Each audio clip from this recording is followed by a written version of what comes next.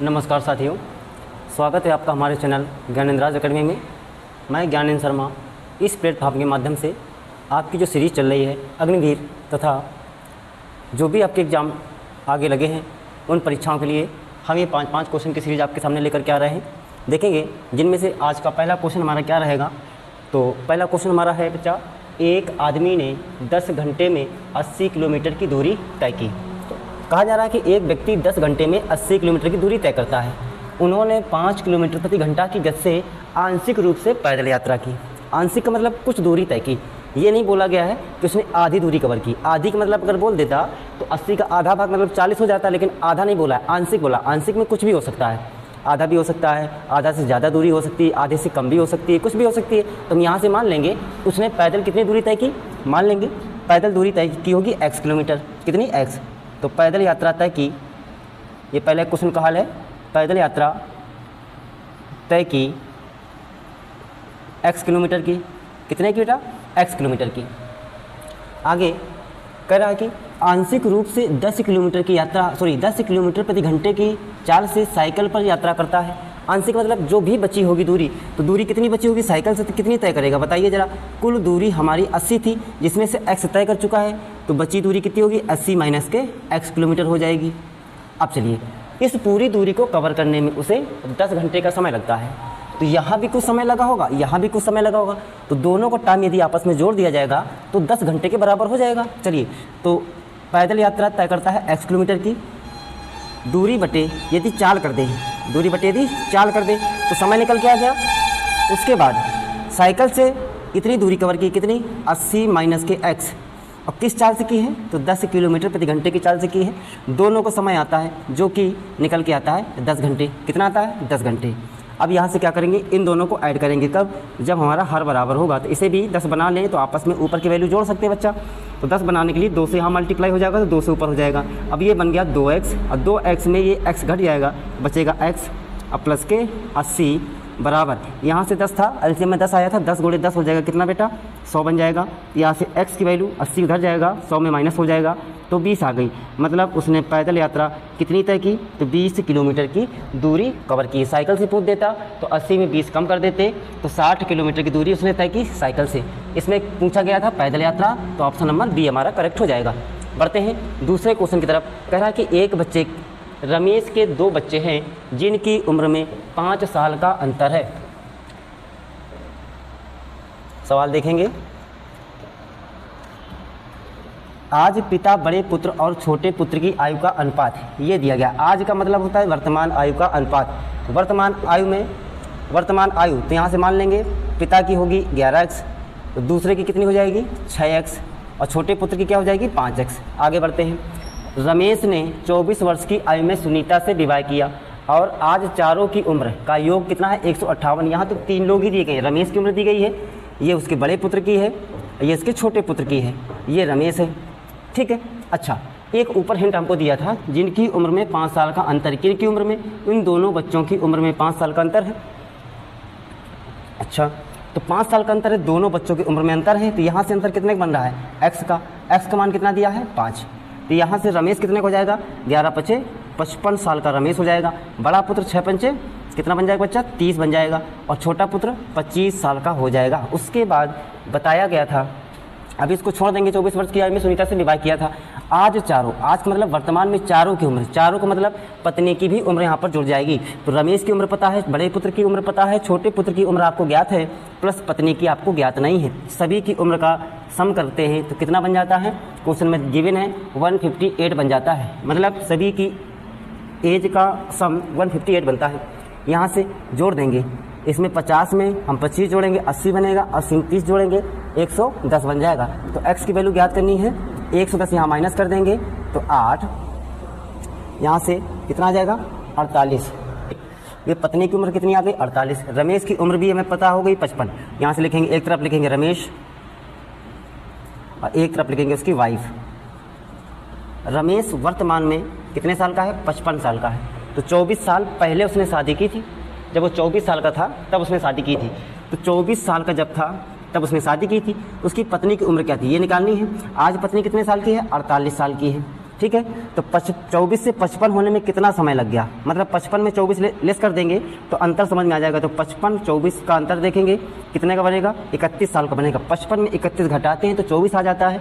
तो 48 में भी हम क्या करेंगे, 31 माइनस कर देंगे। यहाँ से पत्नी की उम्र कितनी निकल के आ जाएगी, 17 साल निकल के आ जाएगी, जो कि ऑप्शन बी यहाँ से आपका करेक्ट होता नज़र आ रहा है। तीसरा क्वेश्चन आपसे क्या बोल रहा है, देखेंगे तीसरा क्वेश्चन क्या बोलता है। तीसरा क्वेश्चन कह रहा है समीर ने 15 साल के लिए 8500 रुपये और साहिल ने 12 साल के लिए 1750 रुपये उधार लिए, उसी ब्याज दर पर प्रमोद को भी दिए।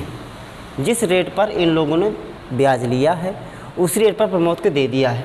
आगे बढ़ते, यदि दोनों की ब्याज की राशि का योग, किनकी दोनों की, समीर की ब्याज की राशि और साहिल की ब्याज की राशि, इन दोनों की ब्याज की राशि का सम ये दिया गया है, ठीक है।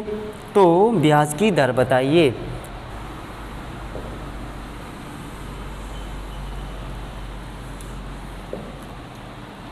तीन नंबर क्वेश्चन आप लगाएंगे। तीसरे नंबर क्वेश्चन का आंसर आपको कमेंट बॉक्स में देना है।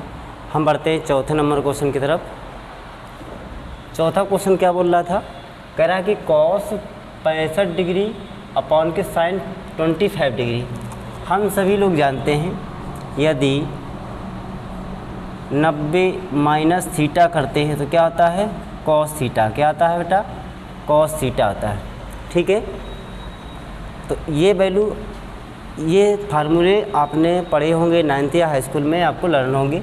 इन्हीं फार्मूलों को यूज यहाँ कर देना है। चलिए देखते हैं चौथे नंबर क्वेश्चन में क्या दिया गया है। Fourth number question, fourth number में बोल रहा है कॉस 65 डिग्री। क्या दिया है, कॉस 65। लिखेंगे यहाँ से कॉस 65 अपॉन, यहाँ दिया था साइन 25 डिग्री। तो साइन 25 दिया है तो यहाँ से लिखेंगे साइन 90 में कितना घटा देंगे, 25 आ जाए तो 65 माइनस कर देंगे। कितना माइनस कर देंगे, 90 माइनस थीटा बराबर होता है कॉस थीटा। तो थीटा की जगह क्या लिखा, 65 डिग्री। यह हो जाएगा कॉस 65 डिग्री अपॉन में क्या आ जाएगा बच्चा, कॉस 65 डिग्री। उसके आगे प्लस दिया है, फिर दिया है कॉस 49 डिग्री बटे, इसको भी चेंज करेंगे तो कॉस में कितना हो जाएगा, कॉस के 49 डिग्री हो जाएगा, ठीक है। उसके बाद माइनस 8 गुणे साइन 30 का मान क्या होता है, 1/2 होता है, उसका स्क्वायर लगा देंगे और प्लस tan 45 का मान बच्चा क्या होता है, 1 होता है। इससे वैल्यू कटेगी, यहाँ से 1 आएगा, इससे ये कटेगा, यहाँ से 1 आएगा। माइनस 8 गुणे 1/2 का होल स्क्वायर है तो यहाँ से बन जाएगा 1/4 प्लस के 1, 4 दूना 8 हो जाएगा।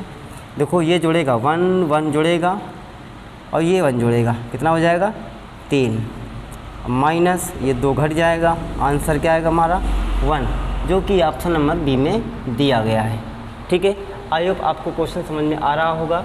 पांचवा क्वेश्चन देखते हैं। पांचवा क्वेश्चन हमारा क्या बोल रहा है। पांचवा क्वेश्चन कह रहा है कि इस संख्या में अंक 2 के स्थान मान और अंकित मूल्य, क्या दिया है, अंकित मूल्य, अंकित मूल्य के बीच अंतर क्या है। तो 2 देखेंगे, स्थान मान, स्थानीय मान का मतलब होता है स्थान मान, इकाई, दहाई, सैकड़ा, हज़ार, 10,000, 20,000, इकाई, दहाई, सैकड़ा, हज़ार, मतलब 2 के बाद जितने भी अंक होते हैं उतने ही जीरो बढ़ाने, 2 2 4 4 जीरो बढ़ा देने हैं, ये 4 जीरो हमने बढ़ा दिए। उसके बाद जो अंकित मान होता है वो उसे फेस वैल्यू कहते हैं, ठीक है। फेस वैल्यू मतलब अंकित मान, मतलब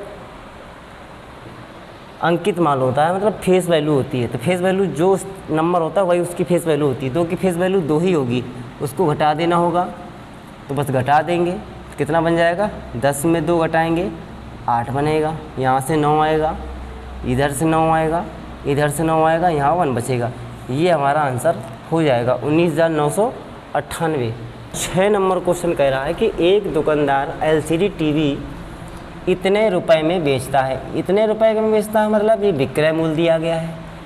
यदि LCD मूल्य इतना रुपया है, कितना रुपया है, ये मूल्य दिया गया है, तो अंकित मूल्य पर छूट % निकालो। LCD का मूल्य कितना है, 49,500। 49,500 ये उस टीवी का अंकित मूल्य है, क्या है, एमआरपी है। यहाँ से एमआरपी गिवन है कितनी, 49,500 रुपये, और टीवी की जो सेलिंग प्राइस है वो कितनी दी गई है, सेलिंग प्राइस 43,807.5 रुपये। तो यहाँ पर उसने कितने रुपए की छूट दे दी उस पर, तो छूट निकालेंगे, डिस्काउंट निकाल लेंगे। यहाँ से डिस्काउंट कितना निकल के आएगा देखते हैं। अब एमआरपी में सेलिंग प्राइस को माइनस कर देंगे तो यहाँ से डिस्काउंट निकल के आ जाएगा। दशमलव बढ़ा के ऊपर 0 बढ़ा लेंगे, 10 में 5 गया 5 बचेगा बच्चा, 9 में 7 गया 2 बचेगा, 9 बचेगा यहाँ पर, 14 में 8 गया 6 बचेगा, 8 में 3 गया 5 बचेगा। मतलब उसे छूट कितने की मिल गई, 5,692.5 रुपये की मिली है। कितने की मिली है, तो छूट मिल गई इतने रुपए की। लेकिन सवाल में क्या पूछा है कि 2 LCD टीवी की छूट निकालो। ये तो एक LCD टीवी की छूट है, इसका मतलब यहाँ पर 2 से मल्टीप्लाई करना पड़ेगा, क्योंकि हमें 2 LCD टीवी की छूट निकालनी है, एक LCD टीवी की छूट ये है, तो 2 की निकालनी तो गुणा हो जाएगा, 2 पंचे 10, हासिल 1 बनेगा, 2 दूनी 4 1 5 बन जाएगा, 9 दूनी 18 हासिल 1, 56 दूना 112 1 113, 1 पर दशमलव है। इतने रुपए की छूट उसको 2 टीवी पर मिलेगी। और भी पूछा था कुछ, क्या पूछा है, छूट परसेंट निकालो, ये भी तो पूछा है। तो जो भी डिस्काउंट होता है वो कहाँ दिया जाता है, डिस्काउंट हमेशा एमआरपी पर दिया जाता है। प्रॉफिट एंड लॉस की गणना हमेशा क्रय मूल्य पर की जाती है। देखेंगे छूट कितने रुपए की मिली थी, छूट मिली थी हमें इतने रुपए की, तो 5,692.5 रुपये की छूट मिली थी। ये छूट किस पर मिलती है, अंकित मूल्य पर। अंकित मूल्य कितना दिया है, 49,500 रुपये दिया था। परसेंट बदलना है, 100 से मल्टीप्लाई करना पड़ेगा, दशमलव से ये 0 कैंसिल हो जाएगा, इस 0 से ये 0 कैंसिल हो जाएगा, इसका भाग इसमें करना पड़ेगा, तो वैल्यूज़ जो आएंगी अप्रॉक्स में आएंगी। तो कर लेते हैं यहाँ से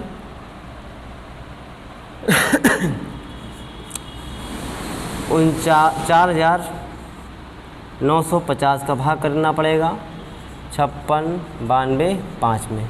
करिए कितने बार, एक बार जाएगा, तो 49 50 आ जाएगा, 2 9 में 5 घटाएंगे बच्चा 4 आएगा, 16 में 9 घटाएंगे 7 आएगा, 5 का उतारा ले लेंगे। अभी भी कितने बार जाएगा, देखो 49 दूना 98 होता है, तो एक बार ही भाग जाएगा।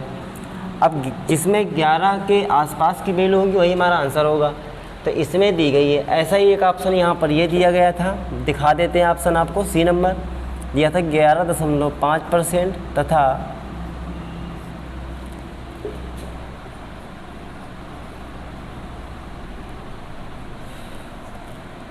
और चौथा ऑप्शन था नन ऑफ दीज। तो आप देख पा रहे होंगे सी नंबर यहाँ से करेक्ट है, क्योंकि यहाँ से जो डिस्काउंट परसेंट आएगा वो 11.5 के आसपास आएगा, और छूट जो थी 2 LCD टीवी पर वो क्या थी, इतनी थी। यहाँ से ऑप्शन नंबर सी आपका करेक्ट हो जाएगा।